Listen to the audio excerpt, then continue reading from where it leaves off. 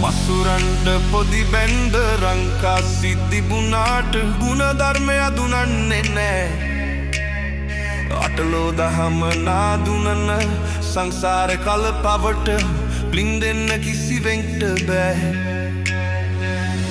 මසුරන්ට පොදි බැන්ද රංකා සිද්ධිබුණාට ගුණධර්මය දුනන්නේ නෑ.